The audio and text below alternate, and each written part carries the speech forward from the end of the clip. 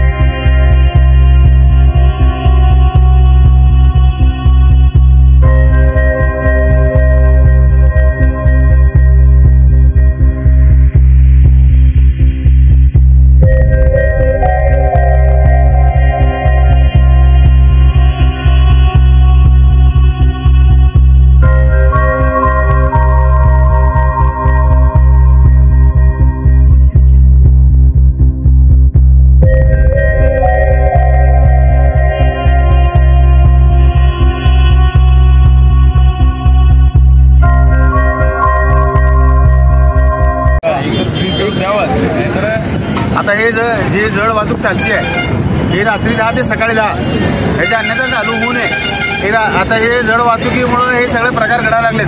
जड वाहतूक बंद झाली पाहिजे, अन्यथा नाहीतर आम्ही मोर्चा काढू, महापालिकेत जाऊ, आयुक्तापाशी जाऊ, कुठं बी जाऊ, पण हे आता बंद झालं पाहिजे। माझा भाऊ मेला, आज कुणाची तर आई मेली आहे। आता जर कुणाच्या घरात जर काय घडलं तर त्याला जबाबदार मग कोण नाही, त्याला प्रशासन राहील जमातात।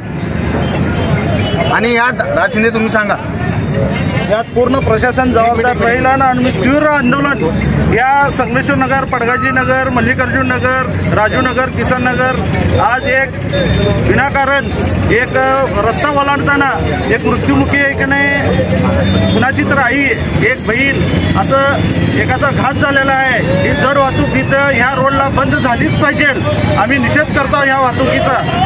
प्रत्येक वेळी आहे नाही ह्या रोडला आहे नाही प्रत्येक लहान लहान मुलं SVC शाळा आहे, लहान लहान मुलं त्यांचे पालक शाळेतील लेकरं घेऊन जात असतात। काय तर झालं तर हे प्रशासन जिम्मेदार राहील।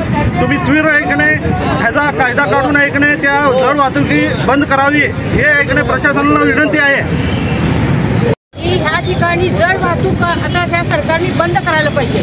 प्रशासनाला हे लक्षात यायला पाहिजे आणि इथं सारखं ट्रॅफिक कोणीच उभारलेलं नसतं की महिला काहीतरी विडी कामगार असतात, कोणी काय हे असतं, इथे शाळेला जाणारे विद्यार्थी आहेत। अशा वेळेस सकाळी जड वाहतूक चाललेली असते आणि जड वाहतुकीमुळं हे सगळे ऍक्सिडेंट होत आहेत। आज एकेकांचा जीव चाललाय म्हणजे तरी पण हे प्रशासन गप्प आहे। आम्ही आता हे गप्प बसणार नाही। मध्ये पण एका माणसाचा ऍक्सिडेंट झालाय, मला हे कळल्यावरच मी ताबडतोब म्हणलं हे ऍक्शन घ्यायला पाहिजे।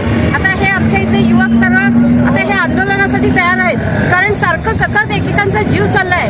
म्हणजे जीव म्हणजे हे काय इथं धोकाच निर्माण झालेला आहे हा रोड करून। प्रत्येक वेळेस बघितलं आतापर्यंत किती ते 10-20 ऍक्सिडेंट झाले असतील की ह्या ठिकाणी इथं ब्रिज तर बांधला नाही, सरकारने असं केलं की ब्रिज बांधला नाही, इथं ट्रॅफिक पोलीस नाही, त्यामुळे हे सगळे होत आहे।